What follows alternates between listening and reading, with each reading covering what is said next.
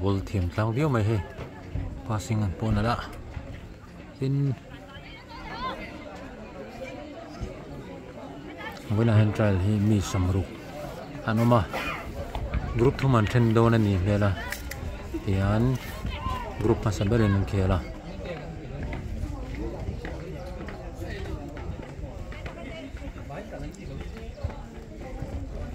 bol change rabio chaklama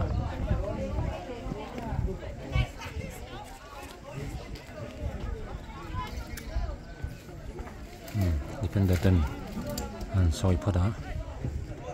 green lamaron langa boron chu sam thangom mai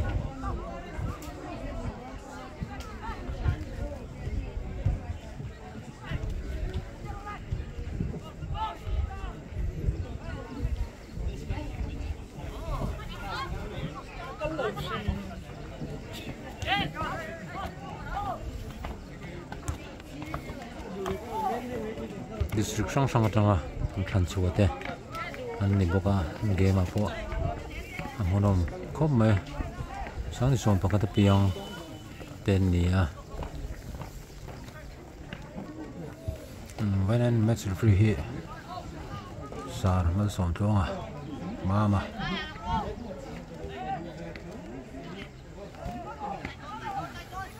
an buison dunat la kan thlan tira di chuanin team khat team an siam zela mi zo po khel tur an la ron am zel don ni championship khel tur ta na mi zerma tur ni ba in match hadin an luto ba drill dangkal lavin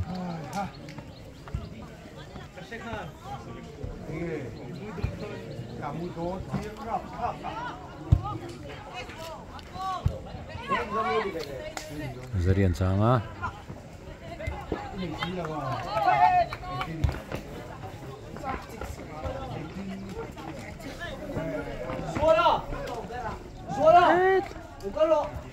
Engami tu ne sab engami tu ne in practice MPL I khel don mo what thave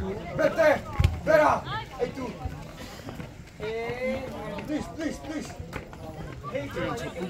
oh hey ka papa kamo aran lo ti ve do na mo oh le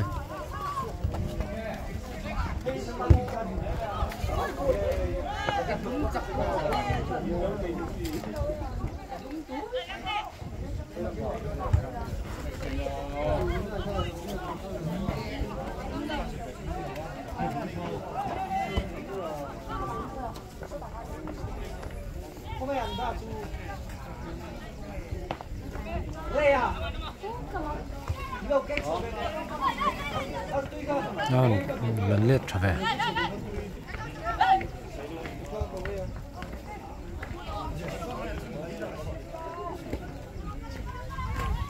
ron ball ron vô em anh lần lượt trở về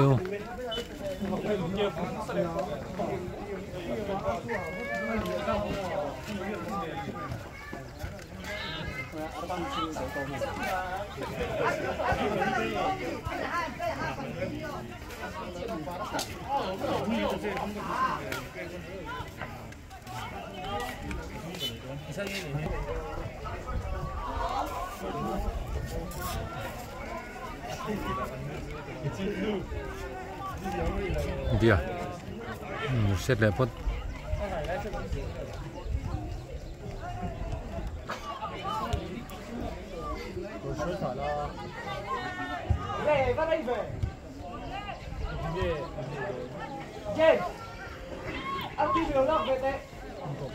đồ kinh số biết không?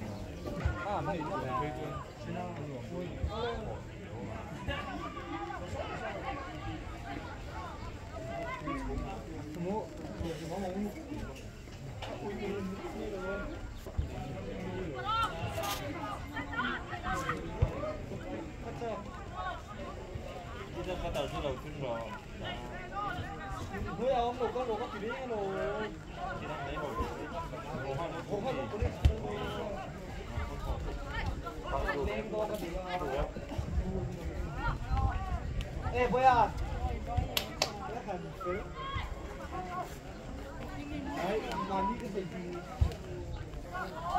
first goal try sabe roma teu ve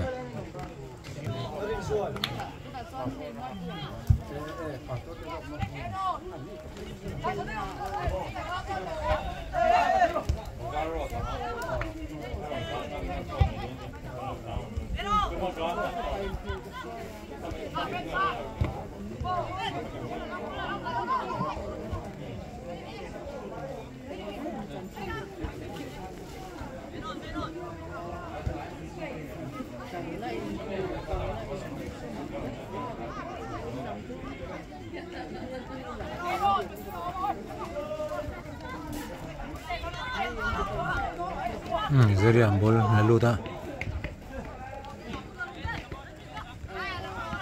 set dia ban le le phot ni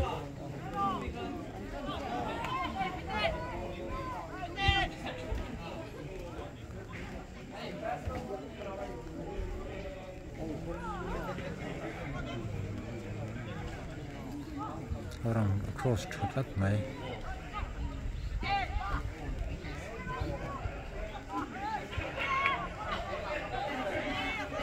relevant ball chẳng rây đâu còn có mà được set là tết thế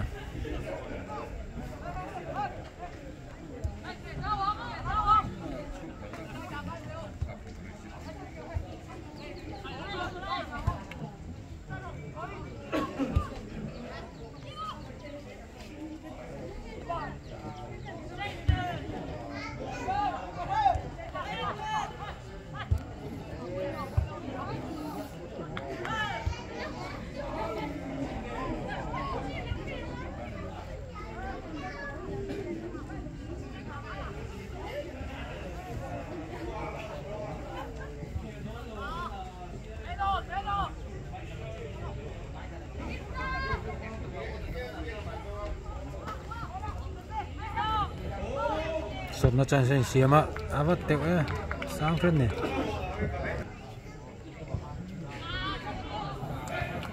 pet bốn mà mau yếm về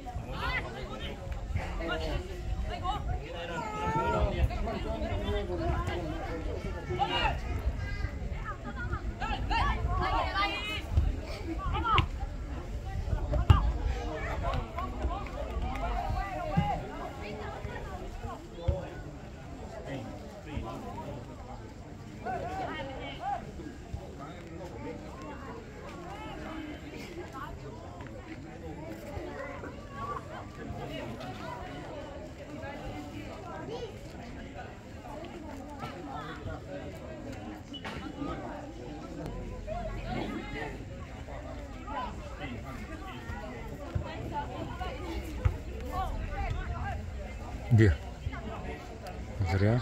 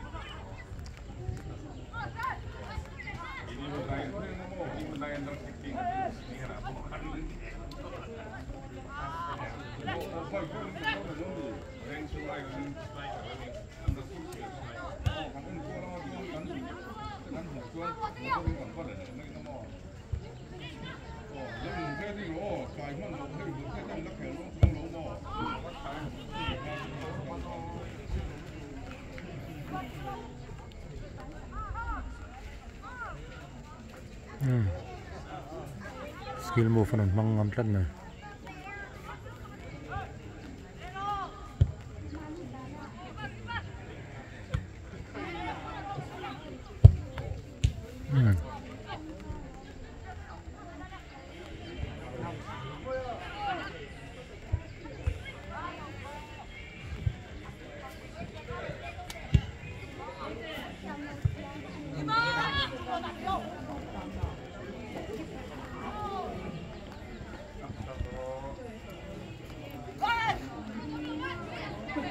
Center to claim bak ni for view one ang ni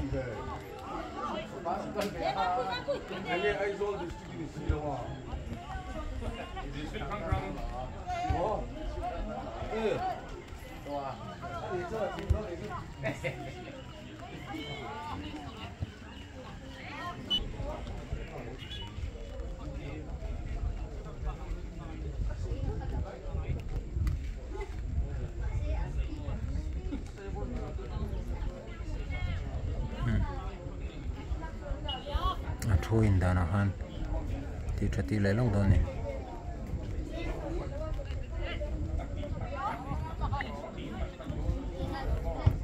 chuyện thứ ta là bỏ lỡ con tuổi đang kéo vào vòng chất khang ai thì nó bằng swing kìa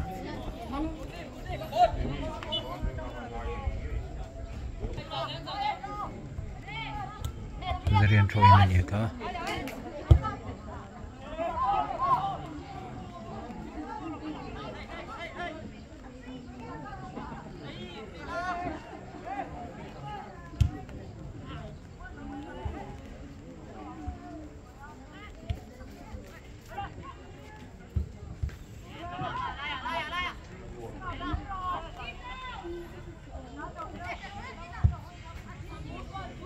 Sắp chọc khúc mày à. Goal and score ta. Din ball thadi me pe chawa. Goal and chan ta ne.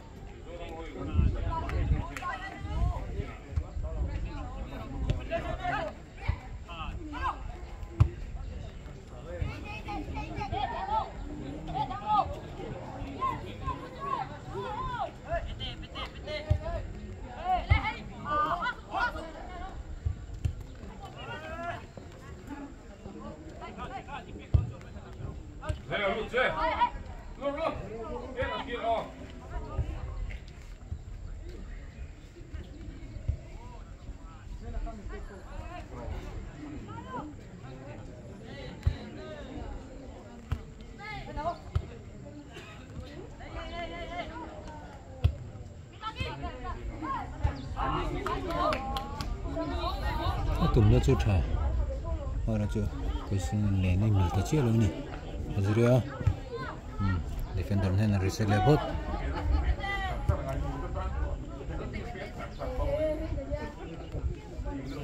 green ten sang làm trang,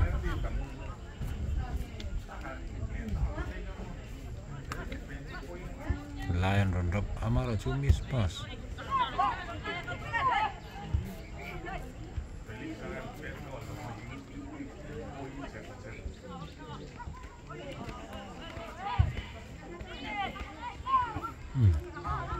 Green in ding lam train này cả lan bom nal khop mai